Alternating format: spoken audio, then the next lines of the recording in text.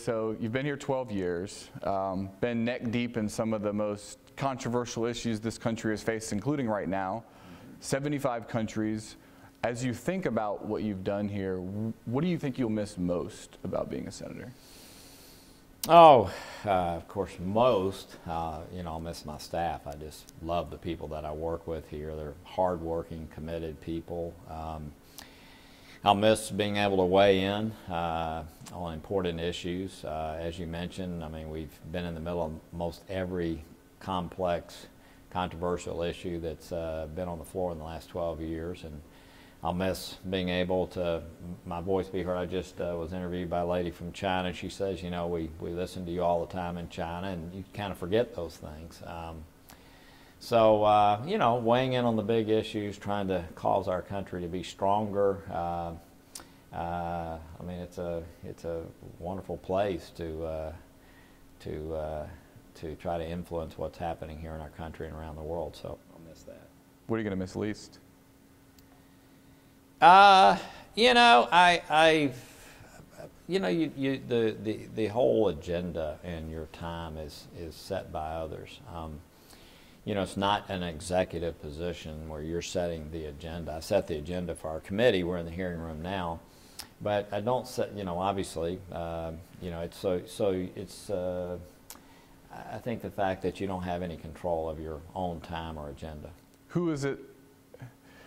Who do you feel like kind of is in control that has that power that you don't? I mean, is it just kind of you're a victim of circumstances, or is it like a leadership thing? Well, it's just a lot of things. I mean, of course, it's what happens when you're in a non-executive position. When you're in a legislative body, it's just the way that it is. And of course, here, the way the world is, there's so many things that are happening all the time that there's nothing regular about the way the world is at this point in time, nor the United States. So, there's a lot of surprises. But generally speaking, a legislative body makes it difficult for you to really set your agenda. I know you struggled a little bit with this decision to step away, even though this was kind of the plan. That's right. What would you say is the single biggest factor in saying, now's the time is right? Yeah, the biggest factor was when I ran in 2006, I told people that, I was only going to serve 2 terms. And, I didn't make it in concrete, but, I told people I just couldn't imagine serving more than 2 terms. I came really close to not running for a 2nd term, and I think people know that. So that was the biggest piece. And then secondly, I'll add to that, I wanted to be totally independent all the way through to the end, and I know how campaigns are, and I felt like maybe some of my most important service might take place during this period of time. It's turned out that maybe that's been the case. So I don't know. I think it was just the inertia of that's what I came here to do, and it's tempting to stay when you're chairman of the Foreign Relations Committee. I will say I just had 2 years left of that, and so I would have been chairman of banking after that, but I don't know. Probably just sticking to the way that I came and my belief in being a citizen legislator. As you look back at, when you started, the goals that you had and what you were able to accomplish, how would you grade yourself on how you did? I think we've done really well at getting our uniform dirty on every play and getting involved in the big issues of our country. I would have to grade us at a very high level there. As we leave here, after 12 years, it's funny how everything's kind of coming to culmination for us. I mean, there's very little that we've wanted to do that we haven't gotten done. Where I would give us a very low grade, the entire country and Congress and the Senate, and is that when I ran, the fiscal issue was one that I really wanted to address, and I wrote a bill, a soup to nuts bill, right after we solved the financial crisis, which I was also very involved in. I'm talking about the financial institution crisis. I really thought we were going to deal with the fiscal issue, and so I spent inordinate amounts of time on that issue. I did 66 town halls across our state. In some cases, there would be 1,000 people at these events with the CAP Act, where we were going to cap global cap spending. I then wrote a soup to nuts bill, you know, dealing with mandatory spending, which almost no one around here wants to talk about. And my colleague Lamar Alexander was the only person to co-sponsor it here, okay, because it's, you know, it's a tough piece of legislation to try to deal with the fiscal issues our nation is facing. So, you know, we've worked at it hard and tried hard, and I don't know, been involved in I don't know how many efforts. The best vote I ever made here was the Budget Control Act vote, which really did limit non-mandatory spending.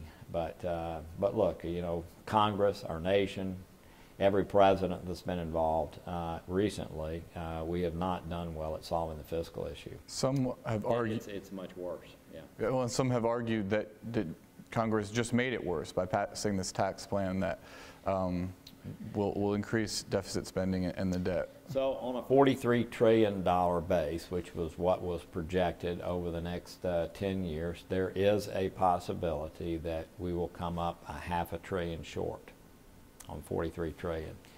And I tried to fix that. I voted against it when it came through the Senate, continued to try to work on that over the next 2 weeks before it came back for a final vote. I was unsuccessful in doing it, and finally, because of the growth side, I've always been for pro-growth tax reform, but also, you know, deficit reduction. We were at least getting the growth side done by dealing with the corporate disadvantage we have around the world, where our corporations are taxed more than corporations in other Western developed countries. But there's no doubt, I would argue that certainly concerns me. Hopefully, though, if growth continues as it is right now, we'll actually generate more income than was projected. In other words, the growth numbers have actually been up higher. Where I would say we blew it, and I voted against it, and was the $2 trillion in spending that was added that almost no one talked about. I mean, it's funny around here, people talk a lot about taxes. They never talk about the spending that takes place. And of course, all of our appropriators are patting each other on the back right now. They've done a good job, but when you've got $2 trillion in additional money all of a sudden that I voted against, it's much easier to make appropriations bills pass because everybody gets what they want. Where does the rubber hit the road on this issue, and what's going to happen? Rubber hits the road on, honestly, on mandatory spending, and it's something that no one wants to touch. We spend the entire year haggling over 35% of the budget, and unfortunately, Congress, against my will, just voted to spend $2 trillion more than that over the next 10 years. But where the bulk of the spending is, the 65% of the spending is on mandatory spending, and that's things like Medicare, Medicaid, you know, all the programs, if you will, that are on automatic pilot, and if you show up at the window, if you will, you get it. So that's where the problem is in our nation. What I really meant, though, is like where does disaster come? What forces a fix to this? You know, you're one of the big advocates on this issue, and you're leaving. I mean, who takes up this fight, and how does it ever get solved? So first of all, you've got to have a president that really wants to take this on. And in the last race in 2016, neither candidate wanted to deal with it. Right? No, they ran from it. Let's don't talk. We're in this period of populism here in our country, right? Where you know, it's a strange time where nobody wants to talk about the tough issues that we're dealing with. But the rubber hits the road when we have a crisis. And, you know, back in those days when I really thought we were going to deal with this issue, they'd sort of pat me on the head and say, well, you know, you're an ambitious, on this issue, ambitious to solve this problem, young senator. But you know, believe me, it's never going to happen until we have a crisis. And I thought, no, we're going to solve this problem. I'm now, unfortunately, unless we have a president that's willing to take this issue on and be elected on that issue, I'm afraid that I'm afraid that, unfortunately, it will be when we have trouble selling treasuries or some other calamity occurs. And as you know, unfortunately, a lot of people in our country will be hurt badly if that's what we wait to do. Wanted to go back to some of the other things that you have accomplished here, and as I look through your record, some of the things that you've done overseas, this Electrify Africa initiative, I think more than 50 million people in sub-Saharan Africa since 2014 have received electricity, most recently ending modern slavery, water for the world. Yeah. What is it about these issues that really draws you in?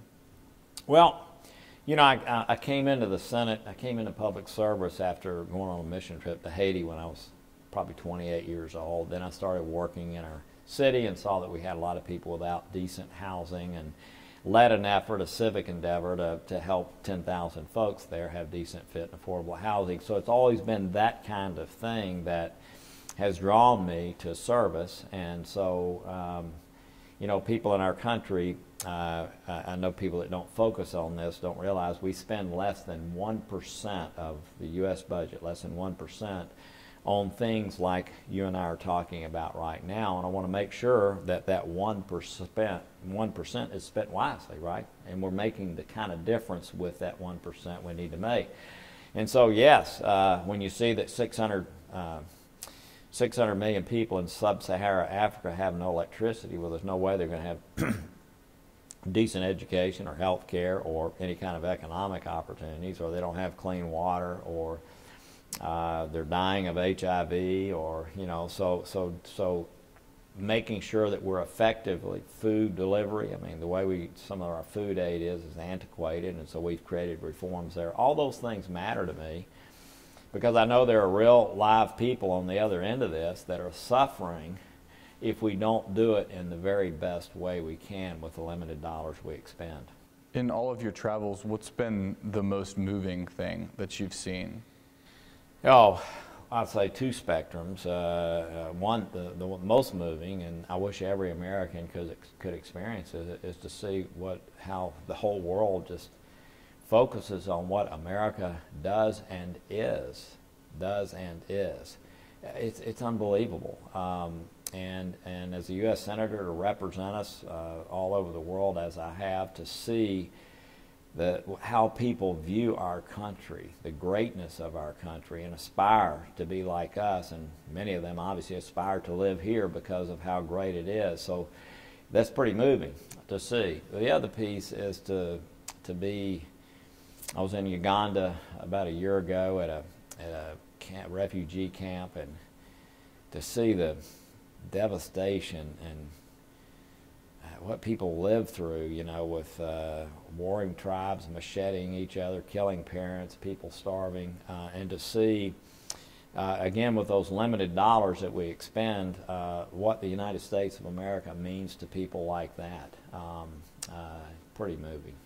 There's a story that some of your colleagues told on the Senate floor, and they said it was really emblematic of the way you've been as a senator, where you were in the Middle East, I think you were in Israel, and they were talking about tunnels that are being used to smuggle weapons, and you kind of hailed a Jeep and went straight there and took pictures on your own and brought them to Mr. Netanyahu. What about that story kind of tells the way that you saw foreign policy? Because I've heard you say you got to see it to understand it. So I used to build shopping centers around the country, right? I mean, that's what I did in my first business, and, you know, the only way you ever knew what was happening was to be out on the job sites, right? And so I've learned in foreign policy, the only way to really understand what's happening, you can't read it in a book, is to be out in these countries and seeing what's happening on the ground. And just like in business, you know, you spend 80% of your time on problems and 20% of your time on opportunities. So you're in these troubled areas over and over again. In Gaza, which was an unfriendly, the area I went to was unfriendly. You know, you're right, I went in sort of undercover. But I was able to see, I just wanted to see what was coming through these tunnels. And by the way, everything was coming through these tunnels. And by the way, Hamas was at the receiving end of that. I'm sure I was standing around. They didn't realize who I was, but I'm sure I was standing around with Hamas leaders on the receiving side of that tunnel. And so when I met with Bibi Netanyahu, he was talking about how the tunnels were closed off, and I said, well, Mr. Prime Minister, that is just not true. He said, oh, yes, it is. And so I said, Mr. Bibi, I was just there. I just watched cement coming through, cattle coming through, pipe coming through. I mean, I'm sorry, I was just, no. So Todd Womack, our chief of staff, was with me in the meeting, and we showed him on a camera what was coming through these tunnels. And so, I was able to, anyway, it was a funny experience in a way, but I've always been curious to actually see for myself, whether sitting down with village elders in Afghanistan and on the ground, eating some of the nastiest looking food I've ever seen in my life, but participating in it because that's what it took to sort of generate, to being at voting sites in some places in the Middle East where democracy is just born, to see if anything was happening relative to voter fraud. So I've just always felt the only way to really know and see and to understand and be able to put the right policies in place, you have to be there yourself. You have to see it and witness it. I wanted to ask you about your work with Democrats. A lot of people look at Washington and kind of see it as this place where Democrats and Republicans fight against each other so viciously, but you've had really good things to say about Chris Coons and Senators Cardin and Durbin.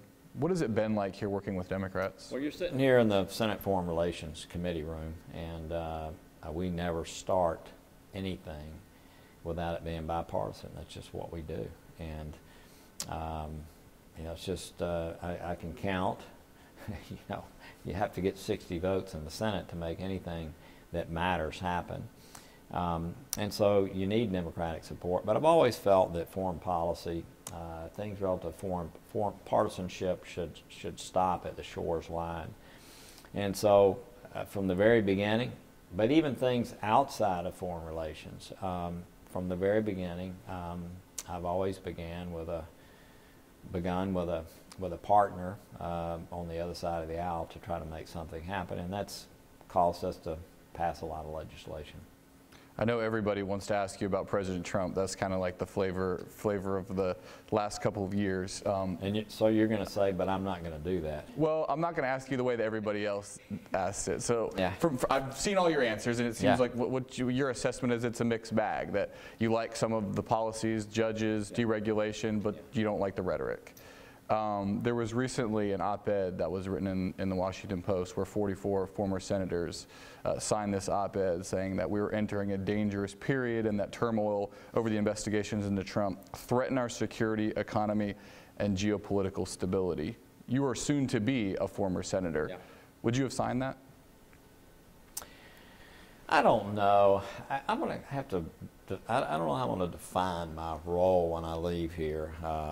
When I left as mayor of our city, I took pains not to make commentary about what was happening after I left. It's just a sign of respect, right, for the next person coming in. I don't know how I'm going to be later, whether I'm going to be, doing things like that or not. What I would say is that obviously I'll go to today, I am in the Senate and I will speak to it. It's a challenging time, no doubt, for our country. And, I think all of us here, let's say 90% of the senators in the Senate want to see the Mueller investigation completed. You don't want to see it stopped. At the same time, it probably needs to end pretty soon. It's been going on a long time, and it looks like it is getting ready to do so. But look, we have an obligation as a country to, regardless of party, regardless of who's president, we have an obligation to, as senators, to conduct ourselves in appropriate manners and to take on the responsibilities that we have. And so if significant wrongdoings have taken place, they need to be dealt with. So far, I mean, there's nothing that's come forth that you could put in that category. We'll see if that happens over the next few months, and if it does, then what the senator said is true. But I don't think we know enough yet as to whether that's going to be the case. What could President Trump do between now and 2020 for former Senator Corker to be enthusiastic about his reelection? Well, look, as I mentioned, I love the number of judges we've confirmed. Now, we've confirmed. That's the Senate. I love the pro-growth policies that have been put in place. Again, we've done most of those. I like the dereg that the president has done on his own.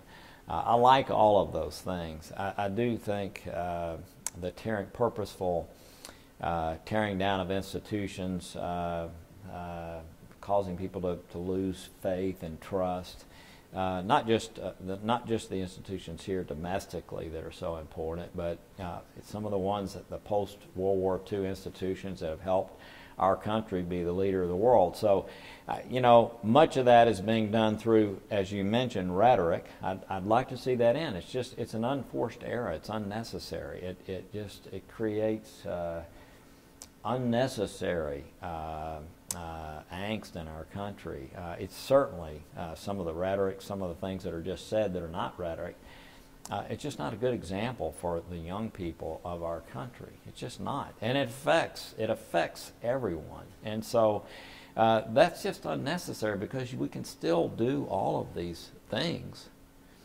All of those things would have happened without the rhetoric. Do you understand? So I don't think that's going to change. I think it's hard to change at that age, but I hope that it does. I hope that it does. I really do. The things that you like are likely things that any Republican, no question, any Republican. Which brings me to my next question. Yeah. So, should a Republican primary President Trump? Oh, I don't know. I mean, I was talking to somebody earlier today. I don't know. I mean, those are the kind of things you think about after you're out of here. But it might be interesting, maybe, to remind people what Republicans have been about most of the time: fiscal conservatism. It might be interesting to remind people that trade, although it needs to be fair, trade has actually caused our country to be the leader of the world, and just willy-nilly throwing tariffs around and hurting farmers and hurting auto manufacturers here in our own country. Maybe that's not such a good idea. So and maybe a steadier hand on some of the things that we deal with around the world, but I don't know. We'll see. Might be something for Bob Corker to remind people of? There's an old joke around here that there are 100 people who wake up every day and look in the mirror and think they're looking at the next president. I just truly have never been like that. I just never have. I've never been obsessed with it. I do, on the other hand, understand how one person and the way that they conduct themselves can change the entire way the country is looked at, the way the country moves ahead, the way, in some ways, even how people relate to each other. I mean, it is a very powerful megaphone.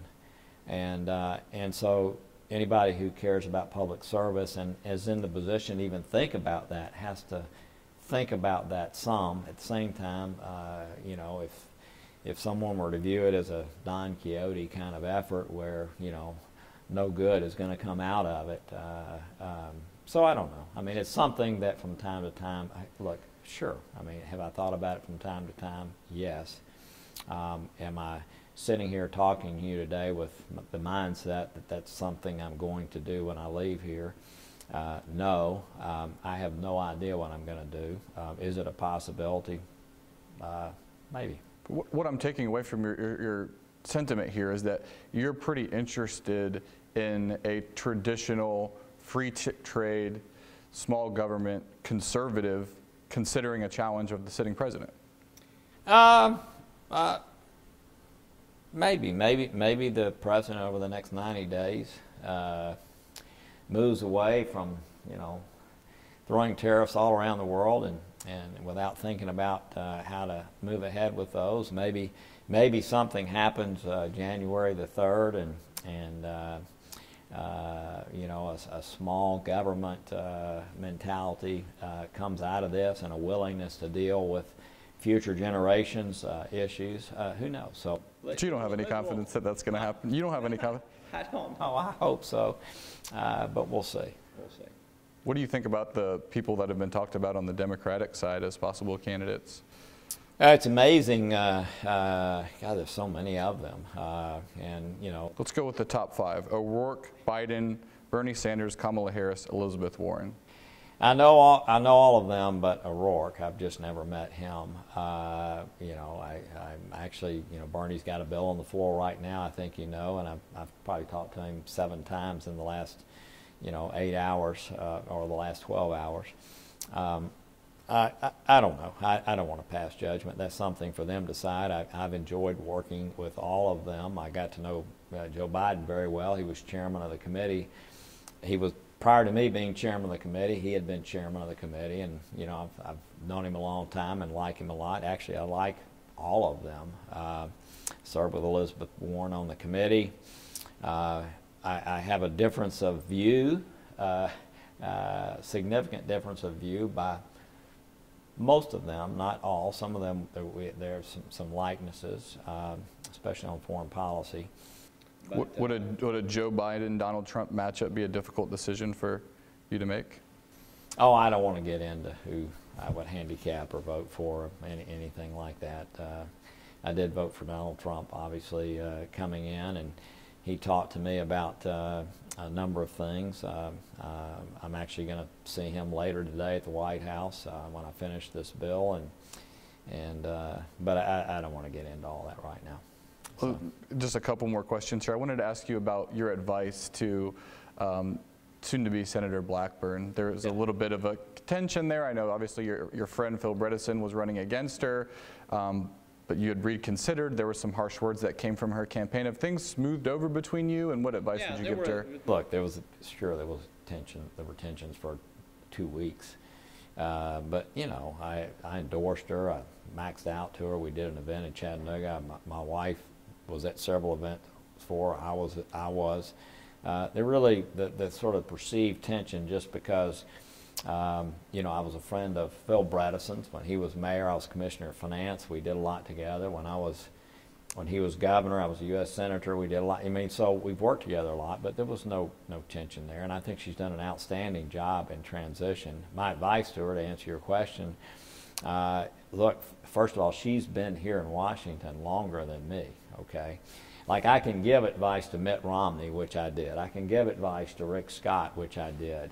And my advice to them, and I would, you know, it doesn't really pertain to her because she's already developed her sort of niche here, right? She did that in the House. But to them, so let me give them advice, has been, look, you're coming in new, y'all got a big voice. I mean, you know, governor of Florida and former presidential candidate. Y'all come in with a lot more swagger than I did when I came here.